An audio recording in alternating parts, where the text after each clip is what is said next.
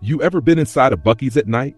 I mean the real late hours, 2 a.m., 3 a.m., when the parking lot is a black sea of pickups and semis, and the only sounds are the distant hum of truck engines and the wind whispering through the gas pumps. That's when it feels different.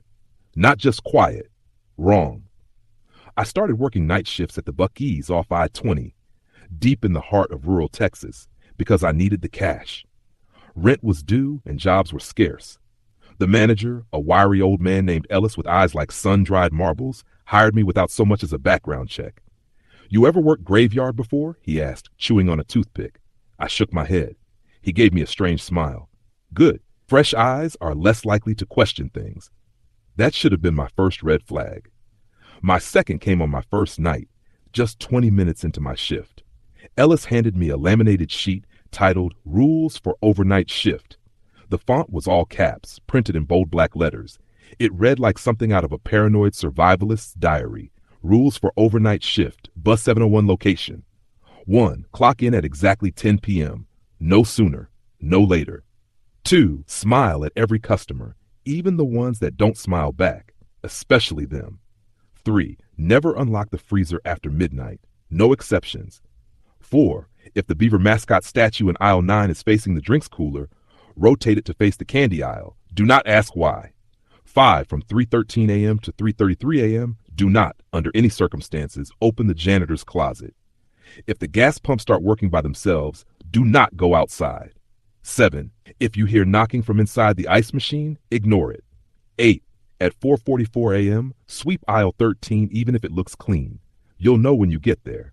9. If you see a man in a rabbit mask browsing jerky, do not speak to him. He is not a customer. I stared at the list, laughing nervously. This some kind of initiation joke? I asked Ellis. He didn't laugh. Instead, he tapped rule of 5 with a long yellowed nail. You break that one, and you won't make it to dawn. He walked off then, leaving me standing by the register with that stupid laminated sheet trembling in my hand. That night, I didn't believe any of it. I figured it was hazing. You know, a way for night shift veterans to mess with rookies. But now I know better. It happened on my third night. The first two were weird, sure. Creepy old guy browsing beef jerky in a rabbit mask, who never, not once, brought anything to the counter. The mascot statue always facing a different direction when I looked away, but nothing that screamed danger. But on the third night, I made a mistake. It was quiet, around 3:12 a.m. The store was empty, except for me and the dull buzz of the fluorescent lights. I was restocking gum behind the counter when I noticed something. The cleaning closet door was open. Just a crack. It's one of those heavy industrial supply doors right between the restrooms and the soda fountain, usually locked. I remembered Ellis's warning and glanced at the clock above the microwave. 3:13 a.m. My skin prickled. My mouth went dry. The door creaked open a little more, just wide enough to see movement inside. Not a person. Not exactly. It was like someone or something was writhing in there, just out of view. The kind of slithering that makes you think of snakes or a nest of rats, only wetter. Then I heard it. A voice. Low, whispering. That's my name. I froze. My heart banged in my chest like a fist on a locked door. My legs wanted to run, but my eyes were locked on that crack. I don't know why, but something about hearing my name in that slick, syrupy whisper made me forget everything. I took a step toward the door. Then another. Just one peek, I told myself. Just to prove it's nothing. The moment I reached for the doorknob, the radio behind the counter blasted static at full volume. I jumped out of my skin and spun around. It went dead again. Silent. When I turned back to the closet, the door was shut, closed tight, and taped across it in bright orange duct tape was a new sign that hadn't been there before. Do not open. 3:33 a.m., Ellis. That was my first real warning, but I wasn't smart enough to leave. The next night, things escalated. It was around 2:45 a.m. when I went to rotate the mascot in aisle 9. Another strange rule I'd followed blindly since that first incident. The beaver mascot is huge, like the size of a person, grinning like a cartoon psychopath with those wide, dead eyes. Except, tonight, he wasn't in aisle 9. I found him in the restroom hallway, just standing there, facing the women's room. I don't know how he got there. That thing is heavy. It takes two people to move it. As I stood there staring, trying to decide whether I was losing my mind or just sleep deprived, the women's bathroom door creaked open. No one came out. I don't know what possessed me, but I slowly pushed the door open wider. There was no one inside. The lights were flickering like they do in horror movies. The mirror over the sink was cracked down the middle. A long, jagged line like a lightning bolt. And scrawled in something reddish-brown across the mirror was, "He's hungry, 313. I backed out fast, heart thudding, and dragged the mascot back to aisle 9. I didn't care how heavy it was. I was sweating by the time I got him facing the candy aisle, just like the rule said. Then the freezer door handle jiggled behind me. Rule number 3, never unlock the freezer after midnight. It was 2:52 a.m. I stood completely still listening. The handle jiggled again, and then I heard it, something snarling on the other side. Not a person, not an animal either. I backed away slowly and radioed Ellis. No answer. Tried again. Still nothing. I was alone, or at least I thought I was, until 313 hit. The lights flickered. The ice machine started knocking, fast, frantic, desperate. The freezer door bulged like something inside was hurling itself against it. And from behind the cleaning closet door, the whisper came again. "Parker, let me out. I'm hungry." I bolted behind the counter and crouched low, heart hammering in my throat. I stayed there, counting every agonizing second until the clock hit 3:34 a.m. Then everything stopped. Silence. When I finally peeked up, the closet door was shut again. The freezer sealed. The ice machine still. No tape this time. No warning. Just that awful, crawling sense that I was being watched. When Ellis arrived at 6 a.m., I confronted him, demanded answers. He just sighed, handed me a fresh laminated sheet, and said, "You lasted longer than the last one." I stared at him. "What happened to the last one?" He didn't blink. Opened the closet at 3:13. We never found the rest of him. I told myself I'd quit. After what I saw that third night, the thing whispering from the cleaning closet, the bloody writing in the bathroom mirror, the mascot moving on its own, I was done. I even drafted a resignation note on my phone. But when the sun came up and Ellis offered me an extra $100 per shift, I said yes. I know. Dumb move. But rent doesn't pay itself, and I wasn't exactly swimming in job offers. Still, something about the way Ellis looked at me when he said, "You'll get used to it," made me wonder if anyone really did. The fourth night, the temperature dropped. Not outside. Inside the store. I noticed it around midnight. My breath misted slightly, like someone had left the freezer open. Only the freezer wasn't open. I double-checked it just to be sure. It was locked, same as always after midnight. The little red LED on the lock panel blinked steadily. I stood in front of it for a moment, squinting at the door. Something was different tonight. It looked puffier, like it was subtly bulging outward, as if the pressure inside was building. I knocked on it once, just to prove to myself I wasn't scared. Big mistake. It knocked back 3 times, hollow, slow, deliberate. I jumped so hard I nearly tripped over the mop bucket behind me. My heart was thundering. I wanted to bolt, but I forced myself to calm down. I told myself it was just nerves, lack of sleep, the mind playing tricks. Then I remembered the rules. Rule number 3, never unlock the freezer after midnight. No exceptions. I backed away slowly, didn't touch the handle, didn't look at it again. Instead, I busied myself sweeping aisle 13 early. I figured maybe if I did it before 4:44 a.m., I could get ahead of the weirdness. Wrong again. Aisle 13 was where we kept the jerky and candy. It was dead quiet except for the distant hum of the ceiling lights. I pushed the broom mechanically, one hand gripping the handle too tight, and then, halfway down the aisle, my broom hit something soft. I looked down. There was a single child's shoe on the floor. Old, faded blue, the kind with Velcro straps, caked in something dark around the sole. I crouched down to pick it up and realized it was warm, still holding body heat. I dropped it instantly, heart racing. I looked around the store, still empty, still quiet, except the radio behind the counter crackled. Then a voice came through, a child's voice. "Parker, where's my other shoe?" I didn't answer. I couldn't. I turned and ran back to the counter, leaving the shoe where it lay. I unplugged the radio. Static still hissed from it for a full 5 seconds before going dead.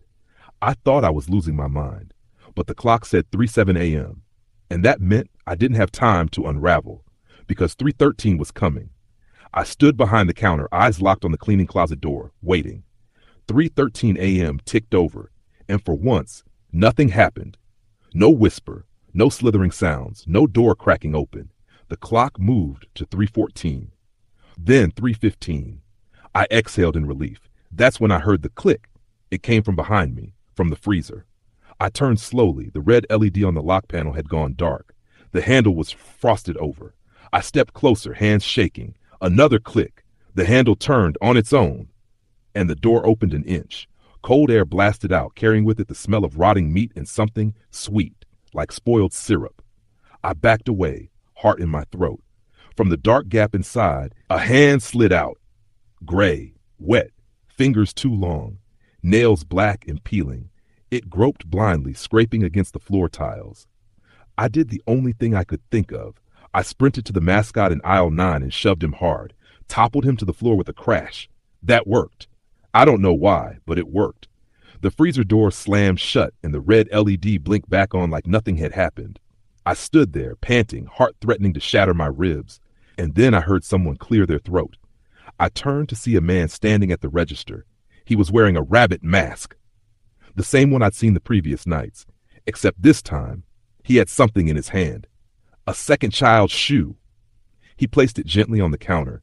Didn't say a word. I stared at him. My mouth opened, but no sound came out. He tilted his head like a curious dog. Then he slowly pointed to the ice machine. I looked over. It was leaking water. A slow, steady drip. I glanced back, and the man in the rabbit mask was gone, not walking away, not rounding a corner, just vanished. I walked to the ice machine, dread building in my chest. The leak wasn't just water, it was pink, like melted strawberry syrup or diluted blood. There was something stuck in the dispenser chute. I reached up and pulled it out.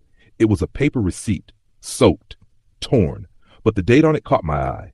April 3rd, 2019, 6 years ago. I rubbed it gently, trying to read what had been purchased. Just one item, bleach, 1 gallon, and underneath in smeared black marker, do not return to freezer. That's when I realized what Ellis meant by, you'll get used to it. Not that the horrors went away, just that eventually you stopped fighting them. You start following the rules, even if they don't make sense, especially when they don't make sense. Because once you break one, it doesn't just end you, it drags you in. And from the whispers I've heard behind the cleaning closet, that's where the others are, waiting. I came in the next night ready to quit, not pretend quit like before, actually quit. I typed out a message to Ellis on my phone. Can't do it anymore. I'll swing by to drop off the vest. Simple, final, done. But when I pulled into the Buc-ee's lot at 9:52 p.m., I noticed something strange. Every light inside the store was off. The pump still glowed faintly. A low wind raked across the blacktop, but the massive glass storefront was pitch dark. The sign above the door blinked erratically, like it was trying to say something in Morse code. Something inside me said, "Leave now." But I was stupid, curious, and still broke. I stepped out of the car, the Texas heat already thick and clinging. The moment I crossed the threshold into the store's entrance, the automatic doors hissed open and all the lights flickered on at once. It was 9:59 p.m. The rules said clock in at 10 p.m., no sooner, no later. I stood there frozen, half in, half out of the store, 1 second too early. The lights above me began to buzz like a swarm of angry wasps. The mascot, still knocked over from last night, was upright again, grinning, and now his eyes were glowing faintly red. I stepped back, unsure, and that's when Ellis appeared. Not from outside, not from the back office. He stepped out from inside the freezer, dry as a bone, no cold vapor, no dripping frost. He looked at me with something between boredom and disappointment. "You're early." I glanced at the clock behind the counter, 10 p.m. on the dot. "I swear I waited." "Doesn't matter now," he interrupted, voice flat. "Don't be early again. Don't be late. They notice." I didn't ask who they were. I didn't want to know. I clocked in and the shift began. For the first 2 hours, nothing happened. No whispering, no movement, no dripping ice machine. Even the radio was quiet. But around 12:48 a.m., I got a message on the store terminal. Not an email, not a notification, just a blinking line of text. "Mop the storage room.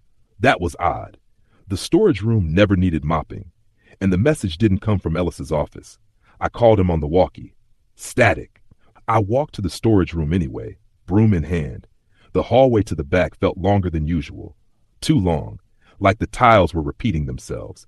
Same scuff marks, same gum stain, same flickering ceiling light. And the air, it started to hum, low and rhythmic, like breathing. I opened the storage room door slowly.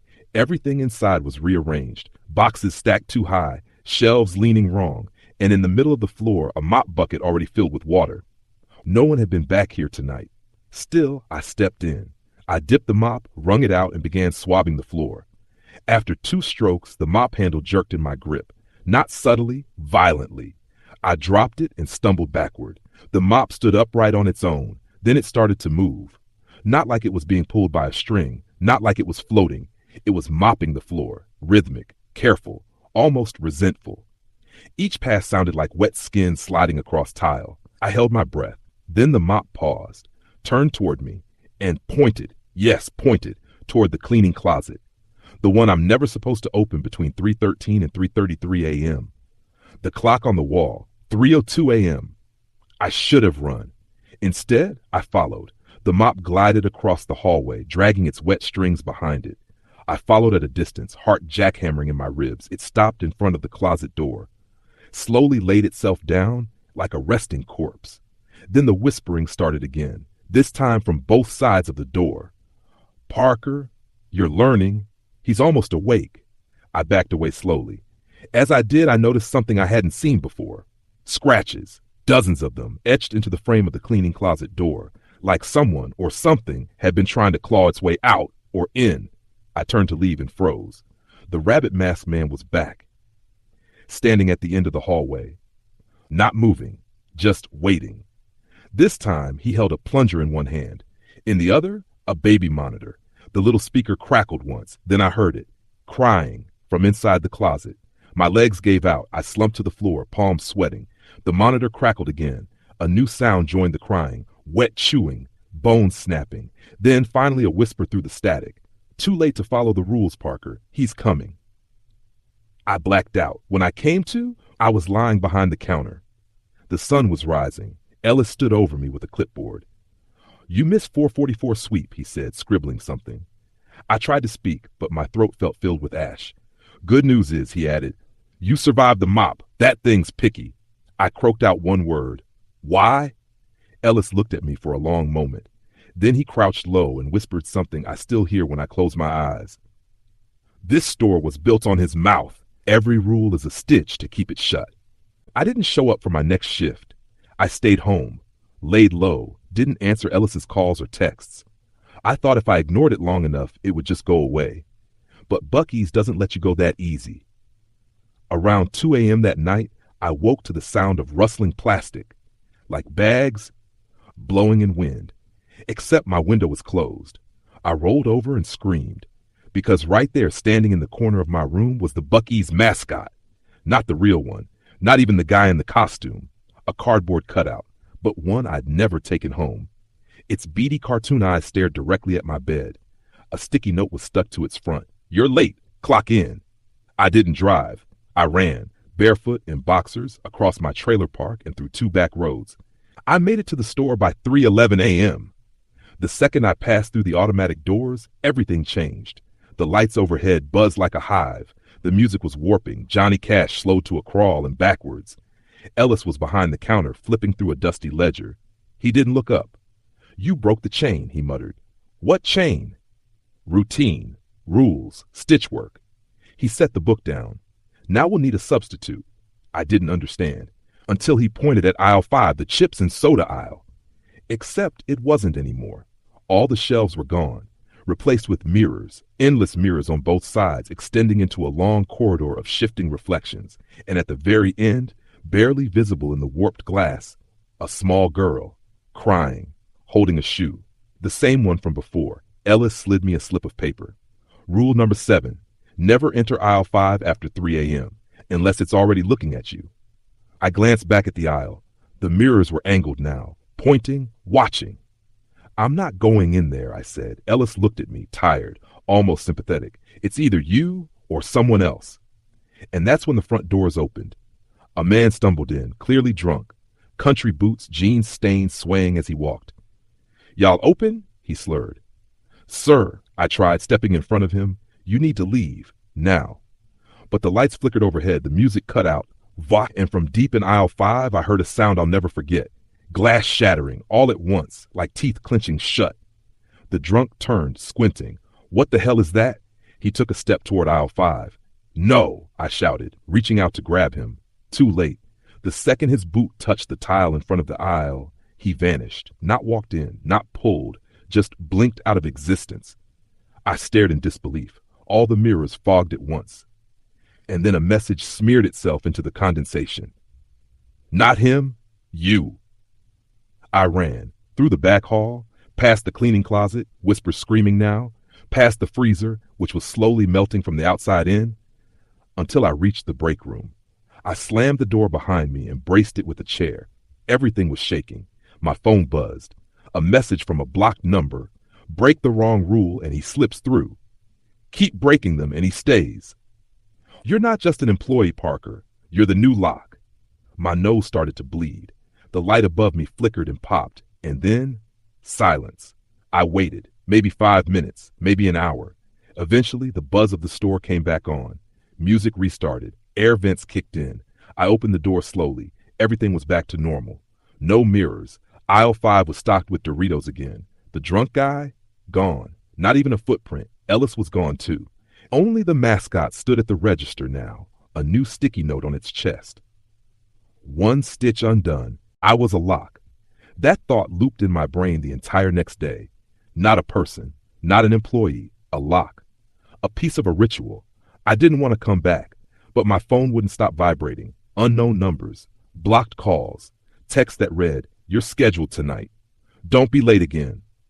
4 stitches left. When I tried to block the numbers, my phone froze and wouldn't turn back on. I threw it into the trash. It rang inside the garbage can. I showed up at 9:59 p.m., not a second earlier. The automatic door slid open with a long hiss. Everything inside looked normal, but too normal. Every product perfectly aligned. Every shelf pristine. Ellis wasn't at the counter. There was no one at all. I nearly turned around when the intercom buzzed to life. "Clock in, Parker." It wasn't Ellis's voice. It was mine. Distorted. Drawn out like a record spinning too slow. I clocked in anyway. I had no choice. That night, I decided to do something stupid. I would go into the surveillance room. We were never allowed in there. Ellis always said it was for corporate use only. No one but him had the key, but the key was sitting on the floor by the Beaver Nuggets display. I took it. The surveillance room was hidden behind a shelf of cleaning supplies in the back. It looked like an old utility closet, lined with wires, monitors, and thick black cables that didn't match any modern equipment. At the center was a console of 12 screens. 11 of them showed the store. One was completely black. I leaned closer and saw it had a label on the corner. Cam 6, underfloor. I toggled the feed. The screen flickered and came alive. What I saw underneath Buc-ee should never exist. It was a massive concrete space, circular, lit by a red light that pulsed like a heartbeat, and in the middle of the room was a hole. No, not a hole. A flesh, lips, dozens of teeth like broken glass. It wasn't moving, but it was breathing, slow and heavy. The camera zoomed on its own, down the mouth into the throat, until it revealed something inside. A man strapped in place, naked, unblinking, eyes rolled up, mouth open. A placard was nailed into his chest. "Last lock." I stumbled back, knocked over a stool, and the entire feed cut out. All screens flashed red. Unauthorized access detected. The intercom buzzed again. This time it was Ellis. "Parker, get to the front counter. Now." I ran. When I arrived, he was waiting, sweating, pale, and angrier than I'd ever seen. "You don't go in that room," he snapped. "You don't look at him." I wanted to scream at him, demand answers. But Ellis shoved a printed slip into my hand. "Restock all Buc-ee's plush toys before 3:33 a.m. Do not touch the one with the stitched eyes. Do not speak to the one with the broken jaw. If the shelf is already stocked, do it anyway." "Why?" I asked. Ellis stared through me. "Because if we don't, they move." I grabbed the cart and headed to the aisle of plush mascots. It was always the happiest part of the store. Not tonight. Every plushie was turned away from me, like they didn't want to see me, or like they were hiding something. I reached for the nearest one. It turned on its own and smiled, not stitched, not drawn. Real teeth, tiny, like a rodent. I dropped it. The other plush toys all turned at once, rows and rows of beady eyes now watching me. In the center of the shelf was one with stitched eyes. It trembled slightly, like it was holding something back. I backed away. Just restock them, I whispered to myself. Just follow the rules. I pulled a fresh box from the cart and began lining the shelf, ignoring the shivering ones, the whispering ones. Then I noticed something wrong. One plush was missing, the one with the broken jaw. The floor vent beside me rattled. Then a soft voice from beneath. You opened the wrong door, Parker. Something crawled out. A plush mascot, same size as the others, but its jaw hung loose, swinging by threads. Its eyes rolled in opposite directions. It dragged itself toward me. I stepped back, tripped over a display, and landed hard. The plush climbed onto my chest and whispered, If you want out, don't break another rule. 4 stitches left. You're already fraying. I screamed and woke up in the break room. Ellis was there. You sleepwalked, he said, matter of fact. Plush aisle's fine. You restocked it already. But you don't talk to them, he interrupted, even if they talk first. I nodded, shaking. Ellis looked tired, sad even. You really don't get it yet, do you? He tapped my forehead gently. This isn't just a Buc-ee's, it's a seal. This store sits on a thing that doesn't want to be forgotten, and every night shift we reenact the ritual. The rules, they're spells, Parker. He handed me one more note. Final sweep at 4:44 a.m. If anything is missing, it isn't gone. It's hiding. Do not search alone. Ellis walked out, shoulders hunched, and the intercom crackled one more time. This time, the voice wasn't Ellis, wasn't me. It was something ancient, wet and wheezing. 3 rules remain. 3 stitches, 3 nights. You will kneel or you will tear. The final night. I knew it as soon as I woke up. Not because of a message, not because of a rule card, because I dreamed of the mouth again. Not on the screen this time, but inside the store, under the floor, closer. And it was whispering my name with every breath. Parker. Parker. I arrived at 9:59 p.m., heart pounding. The parking lot was completely empty. Even Ellis's truck was gone. Inside, the store lights flickered, some burnt out entirely. An awful buzzing filled the air, like insects crawling in the ceiling. And at the counter, the mascot, the real one. Costume and all, but too tall, shoulders brushing the ceiling tiles. Its beaver mouth slightly open, teeth glinting wet. No note this time, just a nod toward the back. I walked past aisles that were no longer organized. Cans melted on shelves, chips twitched in their bags. The soda fridge rattled from the inside. The freezer door was wide open and frost had formed shapes on the glass. One looked like me, screaming. In the back hallway, a new note was taped to the wall. Final rule, 4:44 a.m. You must lock the doors, but only if he's still inside. If he's escaped, pray someone else clocks in. I didn't know who he was, not really, but I had a feeling it was the thing underneath, the thing the store was built to contain. I checked the time, 2:47 a.m. Almost time. I made it to the break room expecting Ellis, but it was empty, except for one thing, a mirror leaning against the chair. Taped to it was another note. 3 stitches remain, but you only get to choose one. And then I understood. 3 rules left, 3 unbroken seals, 3 final choices, and I had to break one. But which? The intercom buzzed on. Ellis's voice, distant, warped. You can't win, Parker, but you can buy time. Then the mirror rippled, and inside it I saw myself, but older, gaunt, pale, blood under his nails. He was trapped behind the glass, mouthing one word over and over. Lock, lock, lock. Suddenly, the entire store screamed, not with sound, but with pressure. Shelves tipped over, lights burst. The mascot suit crumpled and slid toward the back, as if dragged by an invisible hand. I ran, straight to the console room. Cam 6 underfloor flickered back on, without me touching it. And what I saw, the mouth was gone. Only a gaping hole remained. Something had crawled out. I watched it move through the cement, like a shadow, toward the foundation, toward me. I turned around and the walls were bleeding, from the tile cracks, from the outlets. Even the cereal boxes were soaked red. The speakers groaned. Stitches undone. Doors unlocked. I am hungry. 43 a.m. I made a decision. I would follow the final rule, even if it meant dying here. I bolted to the front of the store. Smoke poured from aisle 3. A hand reached out from the chip shelf and tried to pull me in. The ceiling sagged like a lung inhaling. But I made it to the front, and that's when I saw it. Ellis. He was standing outside the glass doors, staring in, and behind him, something inside him, moving under his skin, stretching his face like a parasite wearing him as a mask. He raised one hand and pointed at the door, then grinned. Open up, Parker. 44. I slammed the lock shut. The glass shattered. But the door held. Ellis, or what was left of him, screeched, then exploded into a cloud of black mist and teeth, sucked back into the dirt around the lot like smoke into a vent. Silence. Then the intercom buzzed. Lock secured. Seal restored. Stitch retied. And then just the country music again. Willie Nelson, soft and slow. The lights came back on. The shelves reassembled. The blood vanished. The store looked normal. I collapsed behind the counter. It's been 3 weeks since then. I'm still working night shift at Buc-ee's. Ellis is gone. No record of him ever working here. In his place? Me. I'm the new night manager. New employees come and go. They ask about the strange rules posted above the sink. I just tell them. Corporate policy.